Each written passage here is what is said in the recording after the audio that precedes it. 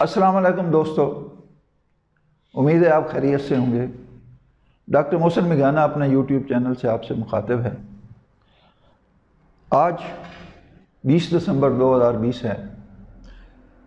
سردی جو لوگ کہا کرتے تھے کہ اب تو سردی ہی نہیں پڑتی، اس دفعہ ماشاءاللہ خاصی سردی پڑی ہے، ابھی اور بھی امکان ہے۔ تو اسی حوالے سے سوچا میرا ایک مضمون رضائی ہے جو کہ میری کتاب پیارا لوٹے میں شامل ہے۔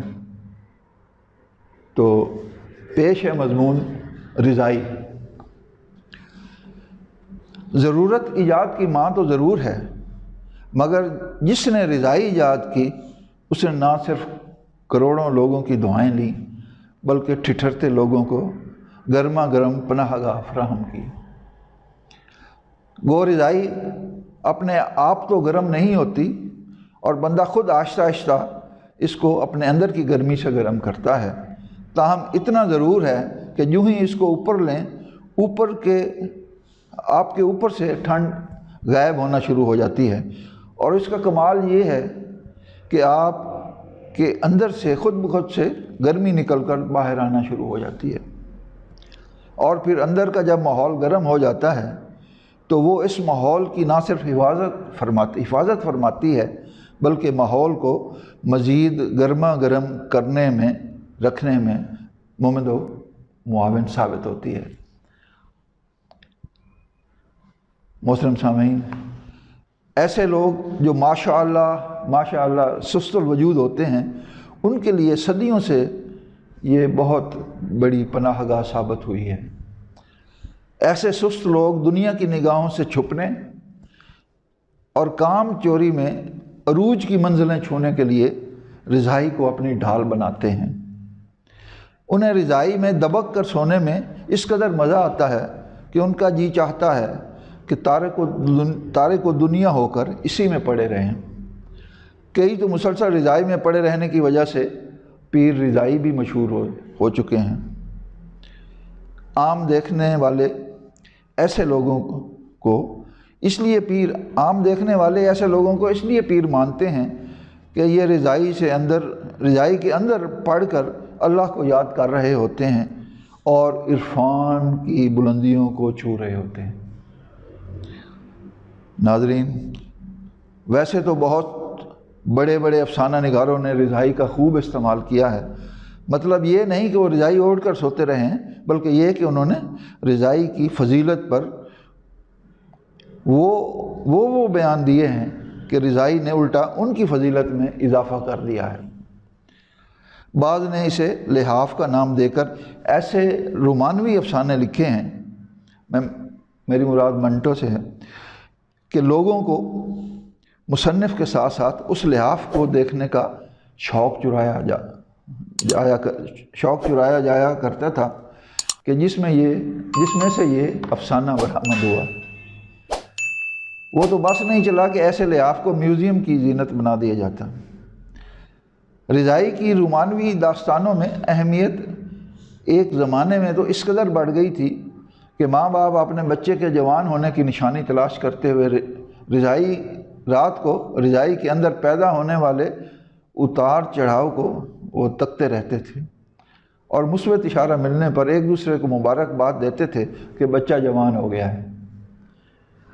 تاہم بچے کے جوان ہونے کی شریفانہ نشاندہی کا یہ بڑا مستند نسخہ تھا، بجائے اس کے کہ اس کے کسی غیر شریفانہ حرکت کو جوان ہونے کی سند بنایا جائے، یا محض اس بات سے اس کے جوان ہونے کا جشن منایا جائے کہ محلے سے اس کے بارے میں ہفتہ وار کئی شکایات موصول ہوتی ہیں۔ محترم سامعین، پچھلے دنوں رضائی اور سیاست کو آپس میں جڑے دیکھ کر ہمیں وہ زمانہ یاد آ گیا جب ہم پنجاب میڈیکل کالج میں اسٹوڈنٹس یونین کے صدر تھے۔ تب ہم دن رات طلباء و طالبات کی فلاح کے لیے کوشاں رہتے تھے۔ گو کہ طلباء کی فلاح کے لیے جو کام کرتے وہ تو اتنی پذیرائی حاصل نہ کر سکتا، جبکہ طالبات کی فلاح کے لیے ذرا سا بھی کام کر لیتے تو فوراً عوام الناس کی نگاہ میں آ جاتے، اور یہی فرض کر لیا جاتا کہ ہم طالبات کی فلاح کے لیے کم اور اپنی فلاح کے لیے زیادہ محنت کر رہے ہیں۔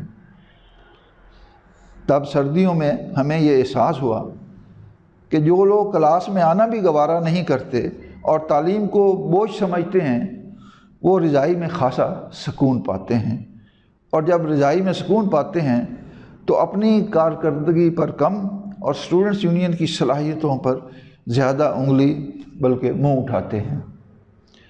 بلکہ منہ اٹھانے سے زیادہ بہتر لفظوں میں منہ نکالنا کہنا چاہیے کہ وہ رضائی سے باہر منہ نکال کر کہتے یہ اسٹوڈنٹس یونین بھلا کیا کر رہی ہے؟ پھر خود ہی سوال کا جواب دیتے کچھ نہیں کر رہی، اور ساتھ ہی رضائی کے اندر کے گرم مرطوب موسم کا مزہ لینے کے لیے اس میں ایسے گھستے کہ ان کے اٹھنے تک کالج کا وقت ختم ہو چکا ہوتا تھا۔ ناظرین، یونین کا زمانہ اس لیے یاد آیا کہ سوشل میڈیا پر ایک بیان نے دھوم مچا رکھی ہے، جس میں یہ کہا گیا ہے کہ وہ سیاستدان جو یہ نہیں بتا سکتے کہ رضائی میں سے ٹھنڈ کہاں سے آتی ہے، وہ یہ کہہ رہے ہیں کہ افغان بارڈر کو سیل کر دیا جائے۔ ہمیں تو یہ بیان پڑھ کر رضائی کی قسمت پر رشک آنا شروع ہو گیا کہ اب رومانوی سے بڑھ کر اسے سیاسی اہمیت حاصل ہو گئی ہے۔ ویسے تو یہ بات صحیح ہے کہ وہ سیاستدان جو اسمبلی میں کبھی بولے تک نہیں، باہر آ کر ایسے ایسے بیان داغتے ہیں کہ لگتا ہے کہ ان سے بڑا محب وطن کوئی نہیں۔ یقیناً افغان بارڈر پر جب تک سیل نہ ہو تب تک دہشت گردوں کی در اندازی بند نہیں ہوگی، اور اس کی رضائی سے مماثلت یوں ہے کہ اگر سوتے وقت آپ کو یہ نہ معلوم ہو سکے کہ رضائی کے کس کونے سے ٹھنڈ کسی دہشت گرد کی طرح اندر آ کر سوئے انسان کا سکون تباہ کر رہی ہے، تو الزام نااہلی تو سونے والے پر ہی لگے گا۔ دوبارہ پڑھتا ہوں، اور اس کی رضائی سے مماثلت یوں ہے کہ اگر سوتے وقت آپ کو یہ نہ معلوم ہو سکے کہ رضائی کے کس کونے سے ٹھنڈ کسی دہشت گرد کی طرح اندر آ کر سوئے انسان کا سکون تباہ کر رہی ہے، تو الزام نااہلی تو سونے والے پر ہی لگے گا۔ یہ بھی ممکن ہے کہ آپ نے رضائی ہی چھوٹے سائز کی لی ہو، یا انجانے میں چھوٹے بھائی کی رضائی میں گھس گئے ہوں۔ یہ بھی ہو سکتا ہے کہ ایک ہی رضائی میں اتنی گنجائش نہ ہو کہ دونوں میاں بیوی اس میں سما سکیں، تو ٹھنڈ دائیں یا بائیں سے اندر داخل ہوگی ہی نا، اور دونوں کا سکون تباہ کرے گی۔ ایک دوسرے سے جتنا مرضی چمٹ لیں، باہر سے جو ٹھنڈ آئے گی وہ سونے نہیں دے گی۔ ناظرین، رضائی اگر پورے سائز کی بھی ہو تو سونے والے کو پھر بھی لاپرواہی سے کام نہیں لینا چاہیے، کیونکہ اکثر سونے والے ساری رات یہ فیصلہ ہی نہیں کر پاتے کہ رضائی کا طول کون سا ہے اور عرض کون سا ہے۔ یعنی عام زبان میں یہ کہہ سکتے ہیں کہ لمبائی کس طرف سے ہے اور چوڑائی کس طرف سے۔ جب انسان سردی سے ٹھٹھرتا رضائی میں گھستا ہے، جب انسان سردی سے ٹھٹھرتا رضائی میں گھستا ہے تو جلدی سے گرم ہونا چاہتا ہے، اس لیے رضائی میں گھستے ہوئے وہ لمبائی کی طرف سے گھسے یا چوڑائی کی طرف، اس کے پاس اس طرح کی گہری سوچ کا وقت نہیں ہوتا، سو اس کی ساری رات اسی میں کٹ جاتی ہے کہ وہ رضائی کو سیدھا کیسے کریں۔ خیر، ایسے لوگ جن کو ہر کام کی جلدی پڑی ہوتی ہے، وہ جلدی سے رضائی الٹی لے لیتے ہیں، اور وہ سائڈ جہاں ریشمی کپڑا لگا ہوتا ہے جب اوپر لیتے ہیں تو رضائی سے وہ گرمائش حاصل نہیں کر سکتے۔ دوبارہ پڑھتا ہوں کہ وہ جلدی سے رضائی الٹی لے لیتے ہیں۔ خیر، ایسے لوگ جن کو ہر کام کی جلدی پڑی ہوتی ہے، وہ جلدی سے رضائی الٹی لے لیتے ہیں، اور وہ سائڈ جہاں ریشمی کپڑا لگا ہو جب اوپر لیتے ہیں تو رضائی سے وہ گرمائش حاصل نہیں کر سکتے۔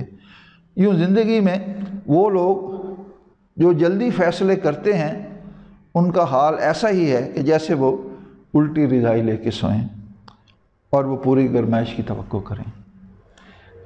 اسی طرح سے وہ لوگ جن کو ساری رات رضائی کی لمبائی چوڑائی ڈھونڈنے میں لگ جاتی ہے، وہ عام زندگی میں بھی اچھے فیصلے کرنے سے قاصر ہوتے ہیں۔ وہ لوگ جو چھوٹے بھائی کی رضائی لے کر سو جاتے ہیں اور ٹھٹھرنے کی شکایت کرتے ہیں، وہ عام زندگی میں بھی لاپرواہ ہوتے ہیں۔ سامعین محترم، ایک ہی رضائی پر آنے والے موسم میں وہ گرمائش نہیں پہنچا سکتی، ایک رضائی آنے والے موسم میں وہ گرمائش نہیں پہنچا سکتی جب تک ہر سال اس کی روئی کو نکال کر دوبارہ پینجے سے نہ گزارا جائے اور رضائی کو دوبارہ تازہ دم کر کے نہ سیا جائے۔ جیسے کہ پرانے زمانے کی مائیں سردیوں کے آنے سے پہلے ساری رضائیاں اکٹھی کر کے اس کی روئی نکال کے دوبارہ دھناتی تھیں اور سلائی دوبارہ کرواتی تھیں۔ ہمیں بھی اس طرح سے زندگی کے ہر سرد و گرم موسم کی تیاری کرتے رہنا چاہیے۔ بغیر تیاری کے ہم وہ نتائج حاصل نہیں کر سکتے جو ہم تیاری کے ساتھ کرتے ہیں۔ جیسے ہر رضائی مستقل طور پر ہر موسم میں ہمیں وہ حرارت اور راحت نہیں دے سکتی جب تک کہ اسے دوبارہ تازہ دم نہ کر لیا جائے۔ امید ہے آپ کو یہ مضمون پسند آیا ہوگا۔ اسے لائک اور شیئر ضرور کیجیے گا، اور اگر ابھی تک آپ نے ہمارا یہ چینل جس کا ٹائٹل ہے ڈاکٹر محسن میگیانہ اس کو سبسکرائب نہیں کیا تو اب ضرور کر لیجیے گا، تاکہ ہماری اچھی ویڈیوز جو ہیں وہ آپ کو ملتی رہیں، آپ کا دل لبھاتی رہیں اور آپ کا ہمارا ساتھ رہے۔ دعاؤں میں یاد رکھیے گا۔ اللہ حافظ۔